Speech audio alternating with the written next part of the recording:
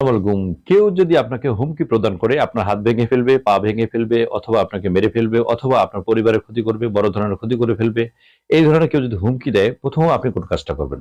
প্রথম কোন কাজ করবেন, পরে কোন কাজ করবেন? এবং যিনি হুমকি দিলেন তার কি পরিণতি হতে পারে, কতদিনের সাজা হতে পারে, তার আর কি করা উচিত, এবং এখানে পুলিশের ভূমিকাটা কি, পুলিশ কি কাজ করবে? তিনটা বিষয় নিয়ে আলোচনা করব। যারা জানেন তারা জানেন, যারা জানেন না তাদের জন্য ভিডিওটা খুবই গুরুত্বপূর্ণ হতে পারে।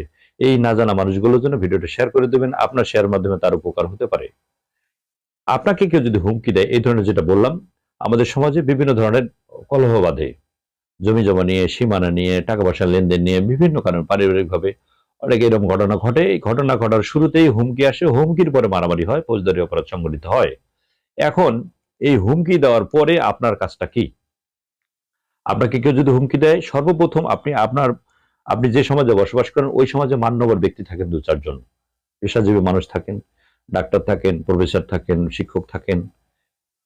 এদের কাছে আপনি আপনার হুমকি প্রদানের ঘটনা তাকে অবহিত করবেন, তাকে জানাবেন। যদি স্থানীয় জনপ্রতিনিধি থাকে তাকে বিষয়টা জানাবেন।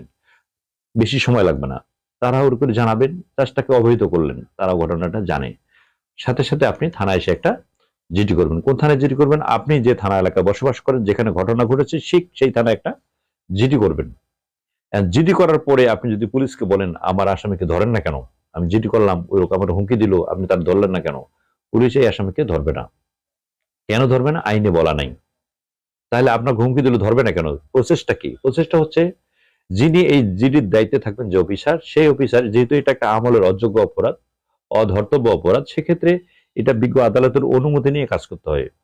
অফিসার তখন এটা আপনার সাক্ষী দিবেন তিনজন, সাক্ষীদের নাম, ঠিকানা, বয়স সবকিছু দিবেন। দেওয়ার পরে অফিসার এটা তদন্ত করে একটা প্রতিবেদন, নন এফআইআর প্রসিকিউশন তৈরি করে বিজ্ঞ সংশ্লিষ্ট আদালতে প্রেরণ করবেন।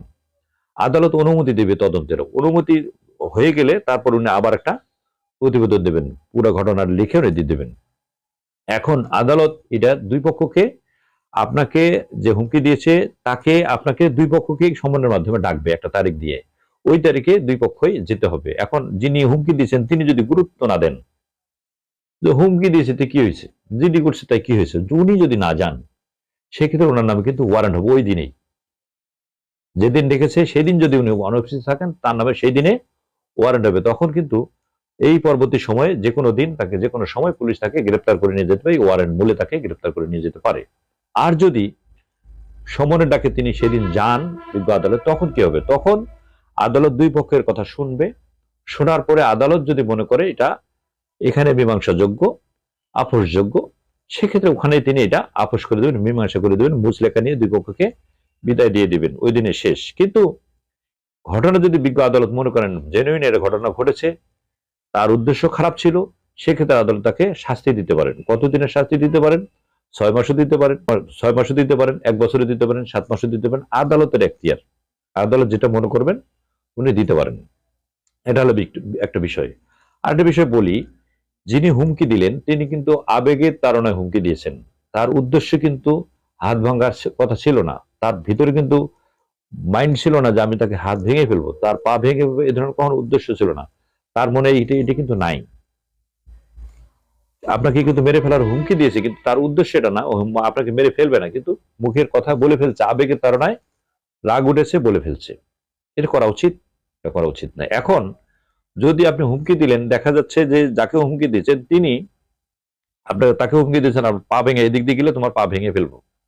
এখন ওই লোকটা যাকে হুমকি দিলেন তিনি কিন্তু রাস্তায় যাওয়ার পথে অ্যাক্সিডেন্ট করে পা ভেঙে গেছে। উনি যদি আপনার বিরুদ্ধে আবার একটা অভিযোগ করে, ফৌজদারি মামলা করে আপনার বিরুদ্ধে, যে আমার পা ভেঙে ফেলছে, আমি কয়েকদিন একটা ভিডিও করেছিলাম, আমার উনি পা ভেঙে ফেলছে মেরে, তখন কিন্তু পুলিশ তাৎক্ষণিক আপনাকে গ্রেপ্তার করতে পারবে। আপনার নামে মামলা রুজু, ফৌজদারি মামলা রুজু হবে। অথচ আপনি তাকে মারেননি, অথচ আপনি তার পা ভেঙে ফেলেননি। আবেগের তাড়নায় একটা কথা বলে ফেলেছিলেন, উনি এই সুযোগটা কাজে নিয়েছেন, কাজ দিয়েছেন। এইটা করা যাবে না। আবেগের তাড়নায় আপনি একটা কথা বলে ফেলবেন, এটা করা যাবে না। সমাজে শান্তি প্রতিষ্ঠার জন্য আমাদের একটু সংযত হইতে হবে, একটু সংযত ভাষায় কথা বলতে হবে। দ্বন্দ্ব থাকবে, কলহ থাকবে। এই কলহের মাঝে, কলহটা সৃষ্টি হয় কিন্তু এই হুমকির মাধ্যমে। এই হুমকিটা আপনার নরম ভাষা হইতে পারে, আস্তে করে বলবেন, কথা মাধুর্যভাবে কথা বললে কখনোই পরবর্তী ধাপে অপরাধ তৈরি হবে না, ওখানে শেষ হয়ে যেতে পারে। এই কারণে বললাম যে আগেই প্রথমত আপনি স্থানীয় জনপ্রতিনিধিকে বলবেন। যদি আপনি না বলেন সেক্ষেত্রে কি হবে? সেক্ষেত্রে দেখা যাচ্ছে যে আপনি যখন থানায় জিডি করবেন, পুলিশ যখন যাবে তখন দেখবেন যে আরো কলহটা বেড়ে গেল, যে আমি তোমাকে কি হুমকি দিছি, একটা কথা বলে ফেলছি আর তাই তুমি থানা থেকে পুলিশ নিয়ে আসছো। তখন কিন্তু স্থানীয় লোক যারা আছে তারাও কিন্তু এই যে আপনি হুমকি পেলেন, আপনি একটা জিডি করলেন, তখন কিন্তু তারাও আপনার প্রতি একটা নাকশ হবে যে আমরা তো আছি, আমরা তো মারা যাই নাই, আমি এলাকার মান্যবর একজন ব্যক্তি, আমাকে সবাই মানে, তুমি আমাকে বলতা কেন তুমি থানায় গেছো আগে। স্থানীয় যে বিচারটা এটা কিন্তু অনেক বড় ধরনের বিচার। সেই কারণে আগে স্থানীয় লোকগুলোকে জানানো উচিত, মান্যবর যারা আছে, জনপ্রতিনিধি যারা আছে তাদেরকে একটু অবহিত করা উচিত। তা নাহলে এই ইফেক্টটাও কিন্তু পরে পরে যা, সে তো তোমাকে মেরে ফেলে নাই, সে আবেগের তাড়না রাগের মাথায় একটা কথা বলে ফেলছে, তাই বলে তুমি থানায় জিডি করবা, এই ধরনের কথা আসে, আমরা শুনতে পাই। সেই কারণে আমাকে, আমার যেটা ব্যক্তিগত হিসাব, আমার ব্যক্তিগত যেটা মতামত, আগে স্থানীয় 2-4 জনকে জানিয়ে তারপর জিডি করবেন। তারা যদি বলে না এটা করার দরকার নেই, আমি দেখি কি হয়েছে, তাহলে স্থানীয়ভাবে সমস্যার সমাধান হয়ে যায়, তাহলে আর থানা পর্যন্ত আসতে হয় না, একটা জিডি কম হয়ে গেল থানায়। এই সর্বসাকুল্যে বিষয় হচ্ছে, আমি আপনাদের কাছে আবার আগেও বলেছি, আবার বলি, সমাজটাকে সুন্দর রাখার জন্য একটু সতর্ক, একটু সচেতন হওয়া দরকার।